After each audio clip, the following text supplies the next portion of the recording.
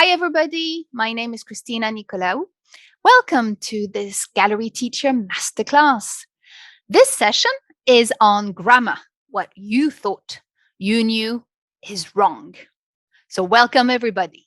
Today's topic is actually quite scary, so beware of its nature. The topic of this session is grammar. Now, why is it that grammar inspires such fear from both students and even teachers? Tell a teacher during a teacher training program that they have to teach a grammar lesson and see the reaction. But why such a reaction?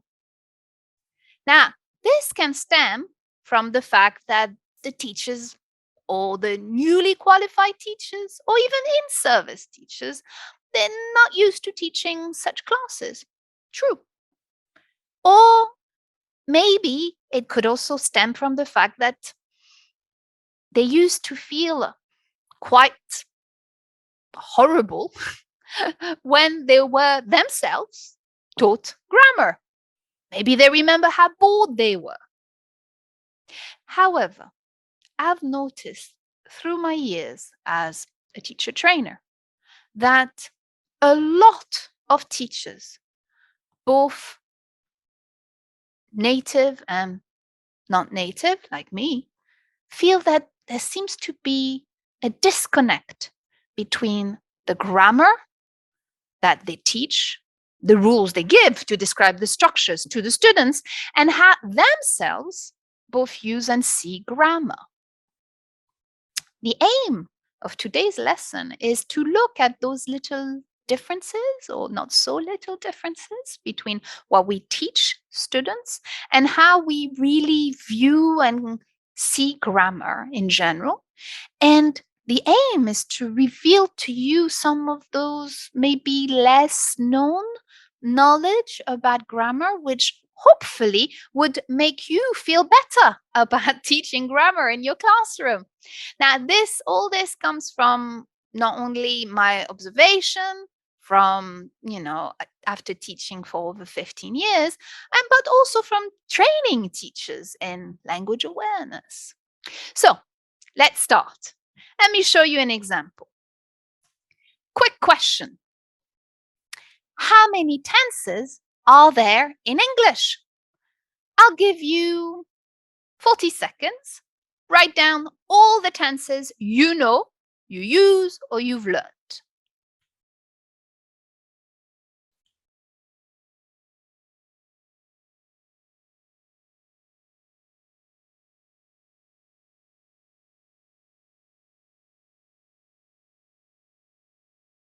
Go on, write them.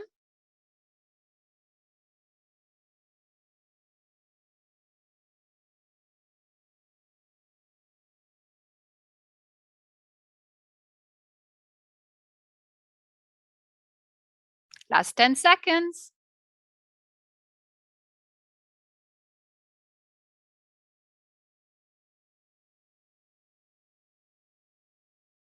So, what number did you come up with?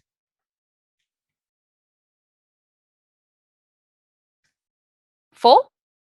But did you think about including the perfect aspects? 6? Did you include the continuous form of the verb? 12? What about the passives too? 24? Actually, the grand total of actual tenses in English is 2. That's it, only 2. And they are misleadingly named the past and the present. They correspond basically to the pair of verb forms that we know, like is and was, land, landed, leave, left, will, and would. Now, if tense is used to refer to the way that the basic verb forms change to situate the event in a different time frame, like past, present, or future, then we're talking about only the English grammar only has 2 tenses. because that's the only way that the verbs are inflected to show that. So if we look at the different time frames, we have, for example, past, okay? The present and the future. Well, the past, the verb can be inflected to show the past, which would be worked. In the present, it can also be inflected and it shows work. I mean, the inflection is null, but there is. However, when it comes to the future, well, there is no inflection. Think about it. I worken, that's not the future. That's not the way you change the verb in order to show the future. It isn't at all. We actually just use the auxiliary. Now, this doesn't mean that the future reference is not possible. In English, only that the verbs are not inflected for the future, i.e. there's no future verb ending. The auxiliary verbs are used to do the job. For example, here, I will work. So, technically, there is no future tense in English. Rather, like in those examples, we use the present tense to describe plans, to make predictions, to give schedules about what will happen during the day. But the present can also be used not only to talk about the present, not only to talk about the future, but for something else. Look at this sentence. What does the present refer to here?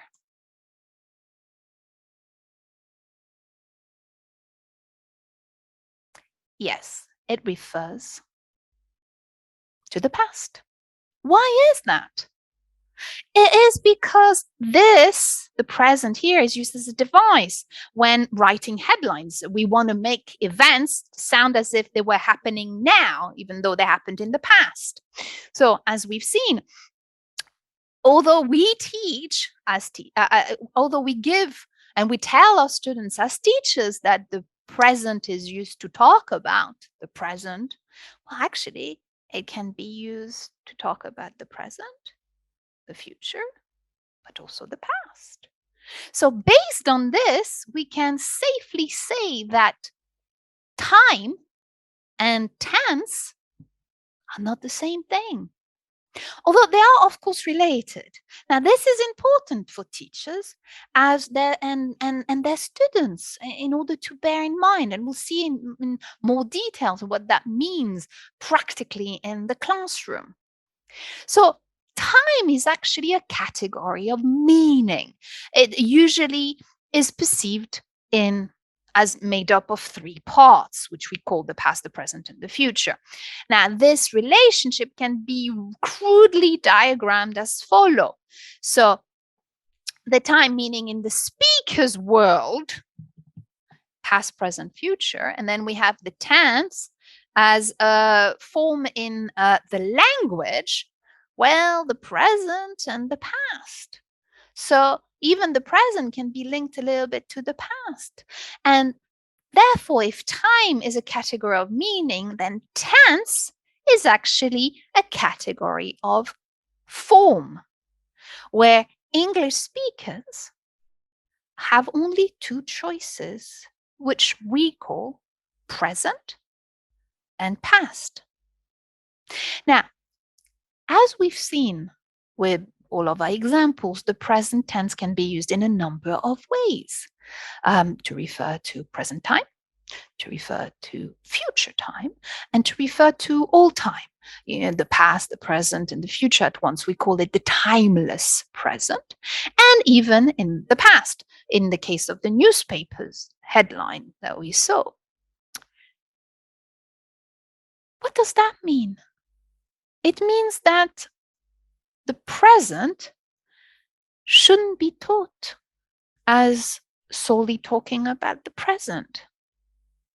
But what about the other tense in English? What about what we call the past?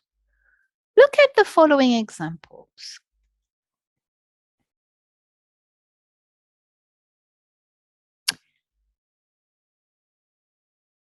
Sometimes we use the past tense simply because we're talking about past time. Equally clearly, there are occasions when we do choose the past tense, but for other reasons, like the bottom two examples. So when and why do we use the past in general? Well, the one thing that these three examples actually have in common is the element of distance. What do I mean by that? Look at the first example. I left work early yesterday. Now, here we use past tense because we want to talk about something which is or feels distant in time. So the distance here is time, i.e., in the past. That's the most common and obvious reason for using the past tense. But that's not the only possible reason. Look at the second example. If I were a boy, I wouldn't. Why do we use the past tense here? Well, we actually use why we also use past tense is to signal that we feel that the situation that we're describing is distant, but not temporal distance like the first one, but it is distant in distance from reality. It's a hypothetical distance. This is not about time here at all. It's irrelevant to think about time here. Time is a concept in the real world, but here we're using the past tense to create imaginary worlds in the minds of ourselves and our listeners. So here we have this hypothetical distance. What about the next one? Think about it for a second. So we had temporal distance, so distance in time. Then we had hypothetical distance, distance from reality. What do you think that distance is about? I just wanted to know. Think about who you would talk to when saying that. Well, here in this example, we actually use the past tense when we want, consciously or otherwise, to show that there is a social distance between ourselves and our listeners. So when we want to sound maybe more formal, less informal, or less intrusive, and more polite, more respectful.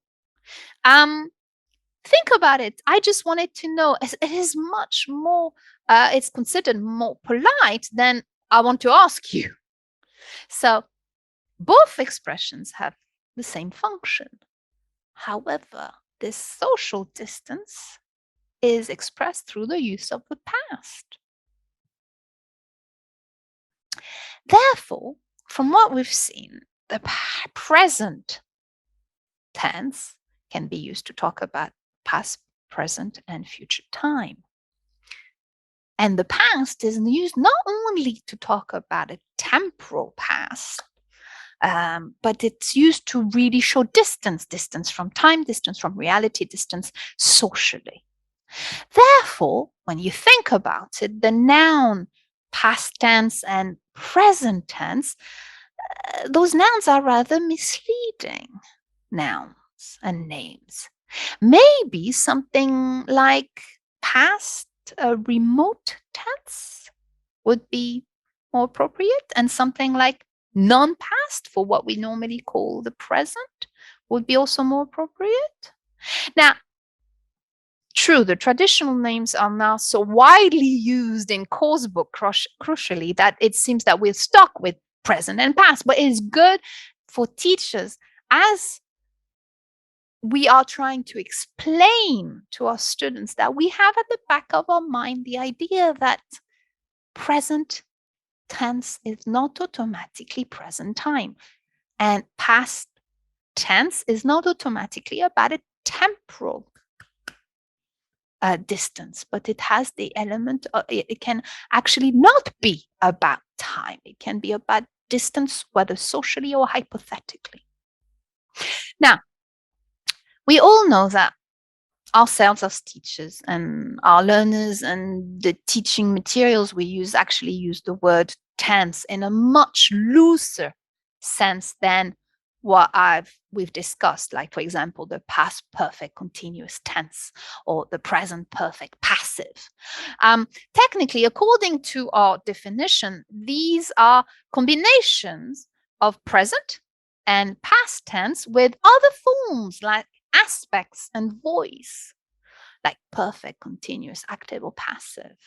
Now, something interesting about aspect is that generally students tend to be a bit wondering what do you mean by aspect?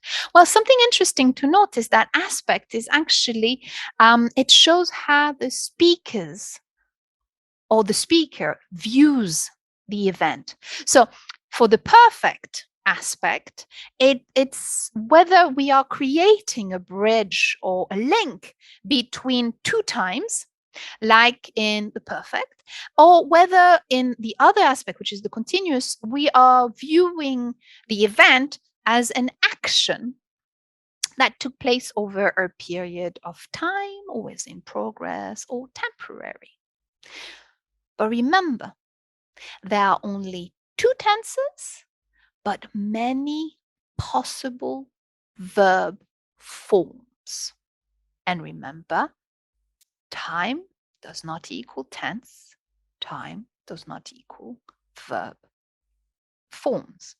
So that's something you need to that's something you can take away from this session. Now, we've seen a little bit more about what the actual language is made up. The question that arises is, what should I teach then? Well, it's interesting to actually know that conversation has a high proportion of present tense verbs. If you look at the approximate ratio between present tense and past tense, conversation is 4:1. Why is that? Because conversation tend to concentrate on their immediate context. Think about the last conversation you had. Most likely it dealt with your physical surroundings, the events that occurred, around you, the feelings, the opinions of yourself, the other participant in the conversation, habits, intentions, so hence the need for present tense. Academic writing has also a high proportion of present tense form, but that's for different reasons. It's typically concerned with the statement of facts, speculation, deduction, interpretation, and so on. So all these tend to be expressed using the timeless present tense. While past tense tend to be a little bit more predominant in fiction. That's due to literary convention, at least in Western cultures. It's normal to tell stories, even those set in the future, but in the past tense, as if they were a matter of historical facts. So this table has actually practical implication for teachers of English, specifically with regards to how you set out to meet your learners' needs. Now, imagine you've just done a needs analysis and you're designing a course. If you have a learner whose priority is to write formal reports in English, then you would need to do less practice in using, let's say, past narrative tenses than a learner that would need, for example, to be able to, or wants to be able to write stories.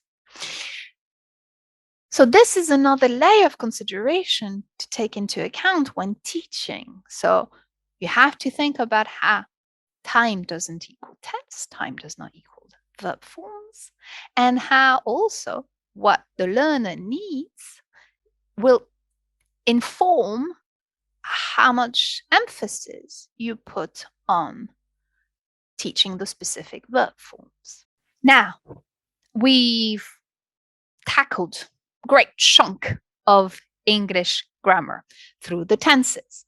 Let's look at another mammoth part of English grammar and see if we can debunk some of the established wisdom about teaching that. And I'm talking about the conditionals.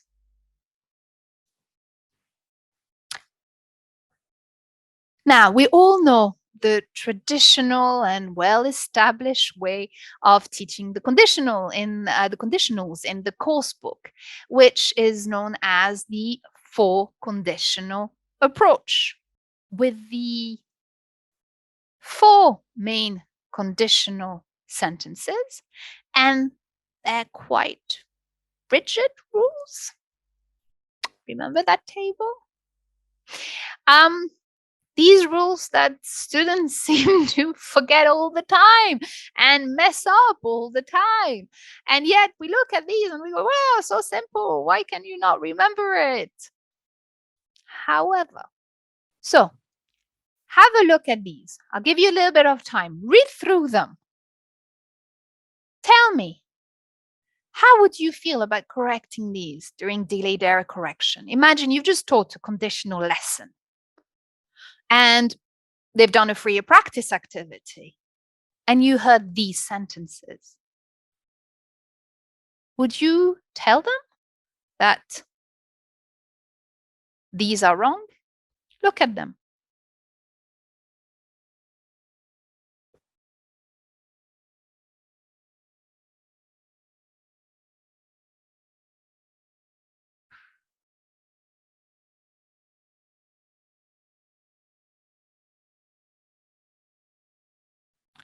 What do these sentences tell you about the four-conditional approach? Remember, 0, 1, 2, 3, if plus present simple plus will plus main clause and conditional sentence. What do these sentences tell you?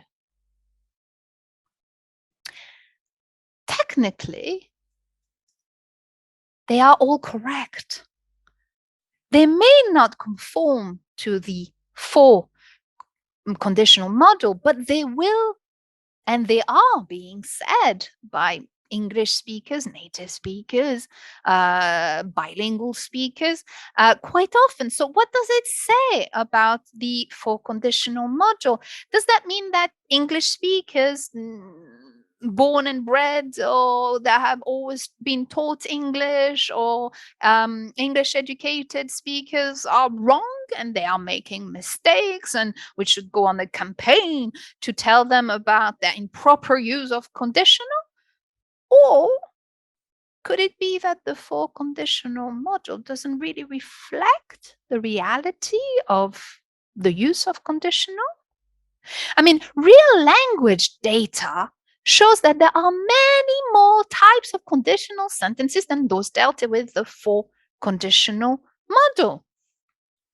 And that is the problem with the teaching the four-conditional approach, which we find all the time in the course book. This approach is actually quite, like my little fish here, misleading. It gives the four-conditional approach gives the impression that there's a fixed number of permissible types of conditional in English, and each they have a very rigidly defined, regimented structure. Actually, speakers of English considerably vary the parts of a conditional type. Why? Why do they do that? And not because they are making mistakes. No, it's in order to generate a wider and more subtle range of meanings and even produce the conditionals which cannot be clearly identified as belonging to any of the four types.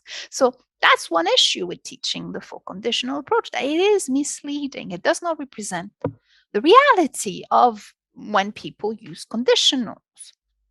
And that is an issue because when learners are taught to believe that there are only four fixed conditional, it does restrict their freedom. If they want to express certain ideas, it prevents them from making use of a very wide range of possibility, which the tense system and the model system would actually allow.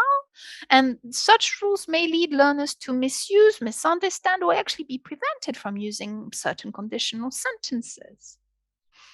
So that's one of the problems with teaching the conditionals according to the four-conditional approach. Another problem is actually that it is unnecessary. Why? Because when you think about it, the meaning of any conditional, whether it is one of the four types or a variation of one of them that I've showed, it actually can be explained through the meanings of the verb forms and of individual modal verbs, which learners kind of know or they need to know about anyway. So a separate set of rules, as in these are the conditional, it seems more complicated than it actually is. They know the modals, they know the verb tense. Why can't we ask them to just use them and use their knowledge? It does seem to add unnecessarily to the learning burden. It does run the danger of demotivating learners, as in, oh, I've just learned all these models, I've just learned all these dances, now I have to learn all this new structure.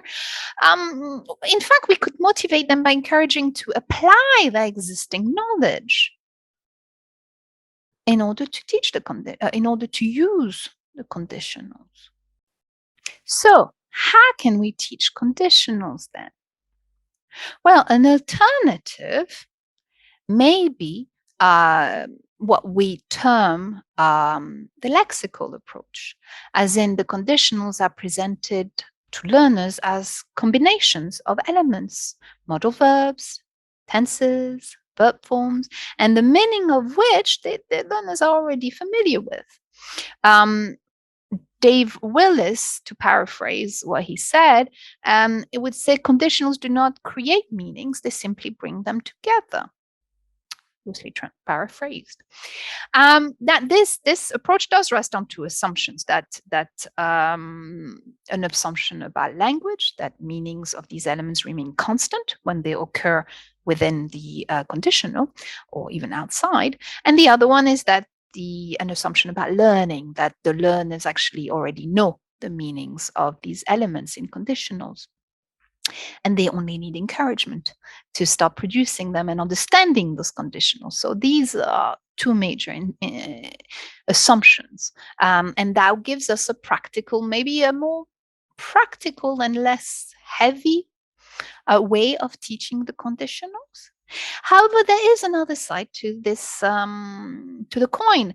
It is true that the four-conditional approach gives students a ready to use structure.